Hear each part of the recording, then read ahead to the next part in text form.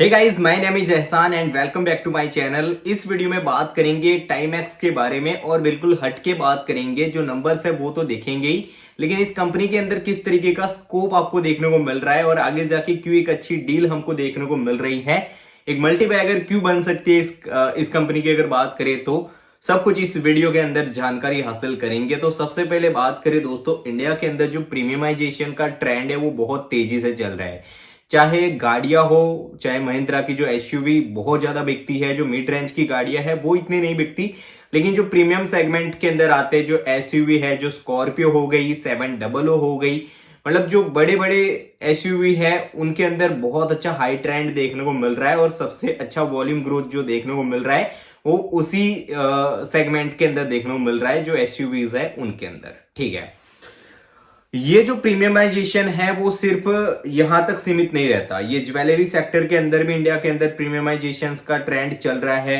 Auto ancillaries के अंदर भी यही ट्रेंड चल रहा है। अपना ब्लिंकिट देख लो, घर पे बैठ के सबको सामान चाहिए तो वो भी एक प्रीमियमाइजेशन हो रहा है इंडिया के अंदर।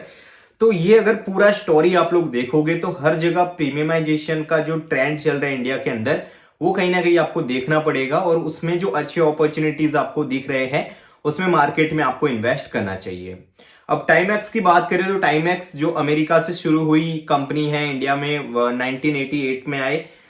2021 तक इस कंपनी के अंदर कोई भी ग्रोथ नहीं थी, लेकिन उसके बाद मैनेजमेंट जो है वो चेंज होता है। पूरी तरीके से ये लोग प्रीमियमाइजेशन में जो है वो डील करना शुरू करते हैं। जो यूरोपियन ब्रांड है वो इंडिया के अंदर इंट्रोड्यूस करते हैं और उसके बाद कॉन्टिन्यू कंपनी ने पिछले 5-6 क्वार्टर से तो इतना अच्छे से ग्रो किया है कि बियॉन्ड इमेजिनेशन इनके रिजल्ट्स आए हैं। इस क्वार्टर के अंदर जो है इन्होंने 40% का रेवेन्यू ग्रोथ दिखाया और उसके साथ साथ इनको ऑपरेटिंग लेवरेज भी मिला। मतलब कि 40% से जो है वो रेवेन्यू ग्रो हुआ, लेकिन इनका जो पैट है वो 70% से ग्रो हुआ। तो डेफिनेटली ये बहुत अच्छे नंबर्स थे और आगे जाके भी यहाँ पे जिस तरीके से कंपनी काम कर रही है, नए नए ब्रांड्स इंडिया में इंट्रोड्यूस कर रही है, डेफिनेटली आगे जाके भी फ्यूचर आउटलुक कंपनी का बहुत अच्छा दिख रहा है।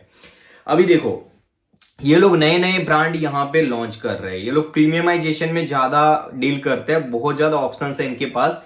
सबसे पहले तो आपने वर्सासे का नाम सुना होगा, इनके साथ इन्होंने कोलैबोरेशन किया है, काफी सारे कंपनीज के साथ कोलैबोरेशन करते हैं और उनके घड़ियां यहाँ पे इंडिया में ये लोग बेचते हैं, वॉचेस यहाँ पे बेचते हैं और खुद के भी इनके काफी ज्यादा ब्रांड है।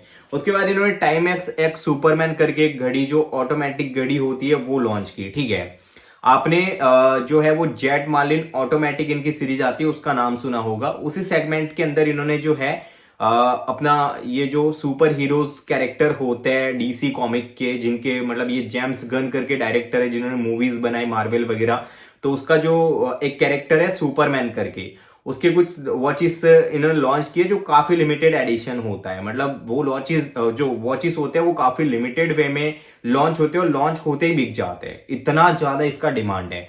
और ये जो है इसको बहुत ज्यादा प्रीमियमाइजेशन में मार्केटिंग किया है इन्होंने। तो ये घड़ियां जो है इनके लिए इन्होंने जो ये जेम्स गन है उनके साथ भी कोलैबोरेशन किया है। घड़ी का जो केस होता है उसके ऊपर उनका शाइन भी होता है, तो ये बहुत अच्छे इनके घड़ियां बिकते ही है। उसके अलावा गैस करके भी एक इनका प्रीमियम सेगमेंट है। उसके अलावा ये लोग डिजिटल घड़ियां भी अब लॉन्च करने लगे, कुछ इनका आई कनेक्ट करके है।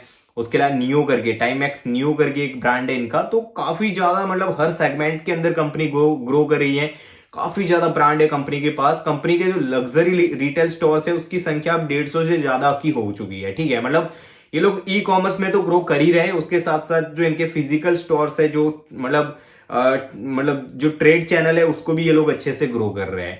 अभी रिसेंटली इन्होंने बेंगलुरु के अंदर इन्फ्लुएंसर्स के साथ एक बहुत अच्छा इवेंट किया था जिनमें इन्होंने अपने प्रीमियम जो वॉचेस है, एनालॉग वॉचेस का कुछ एनिवर्सरी था, तो वहां पे उन लोगों ने इन्फ्लुएंसर्स को इनवाइट किया था और अपने वॉचेस को शोकेस किया था सबके सामने और वहां पे भी बहुत अच्छी सेल्स मिली थी कंपनी को। ये इन्फ्लुएंसर्स को बहुत अच्छे से टारगेट करते हैं, बहुत अच्छे से मार्केटिंग कर रहे हैं और ई कॉमर्स में कंपनी का बहुत अच्छा बिजनेस आता है। और उसके साथ साथ जो है वो ट्रेड चैनल मतलब जो ऑफलाइन स्टोर्स है वहां पे भी कंपनी अच्छे से ग्रोथ कर रही है, एंटिसिपेट कर रही है। ठीक है, तो ओवरऑल जो ये प्रीमियमाइजेशन का स्टोरी है उसमें अगर बात करें तो ये भी एक बहुत अच्छी अपॉर्चुनिटी दिख रही है हमको। ठीक है, अलग अलग जो बड़े सेलिब्रिटीज है, वो चाहे ग्लोबल सेलिब्रिटीज हो, इंडियन सेलिब्रिटीज हो, उनके साथ ये कोलेब्रेशन कर रहे हैं, इन्फ्लुएंसर्स के साथ कोलेब्रेशन कर रहे हैं और ऑल ओवर बहुत अच्छे से ग्रो कर रहे हैं। अभी लास्ट ईयर इन्होंने जितना पैट किया था उतना पैट शायद इन्होंने 6 मंथ्स के अंदर ही कर लिया है, ठीक है, if I am not wrong, ठीक है।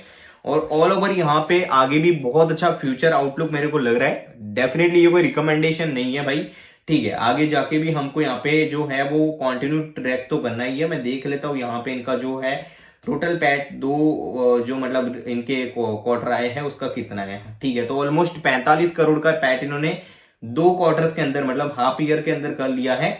और लास्ट ईयर टोटल यहाँ पे 31 करोड़ का पैट ये कंपनी कर पाई थी। मतलब लास्ट ईयर जो पूरे ईयर में यहाँ पे मतलब FY25 के अंदर जो पूरे फाइनेंशियल ईयर में जितना प्रॉफिट किया था उससे ज्यादा प्रॉफिट जो है वो भी हाफ ईयर में ही कर लिया है। तो आप लोग अंदाजा लगा सकते हो। और इनका जो Q2 का रिजल्ट आया उससे पहले इनका जो पी था वो 88-89 था। क्वार्टर का रिजल्ट है उसके बाद ही हाफ ईयर बेस पर ही इनका जो पैट है, सॉरी पी है, वो हो गया यहाँ पे 66-65 के आसपास। और इनका जो फॉरवर्ड पी आ रहा है, यही ग्रोथ को हम कंसिडर करें अगर 90 का यहाँ पे ये कर लेते हैं 90 करोड़ का पैट, जो कि मुझे लगता है बड़े आराम से कर लेंगे। 80 to 90 का पैट तो करनी ही चाहिए जिस तरीके से 6 मंथ इनके गए हैं। तो आगे इनका फॉरवर्ड पी आता है 45 के आसपास। तो 40 का आपको ग्रोथ इंजन 45 के पी पे मिल रहा है, तो इससे बढ़िया डील नहीं हो सकती, वो भी प्रीमियमाइजेशन सेगमेंट के अंदर। डेफिनेटली ये कोई भी तरीके का रिकमेंडेशन नहीं है, आपको अपने तरीके से जो है वो देखना है, समझना है, अपनी रिस्क टेकिंग कैपेसिटी देखनी है और उसके अकॉर्डिंग ही डिसीजन लेना है। बाकी कोई क्वेश्चन है तो आप लोग कमेंट्स बॉक्स के अंदर पूछ सकते हो, डेफिनेटली मैं आंसर करूंगा।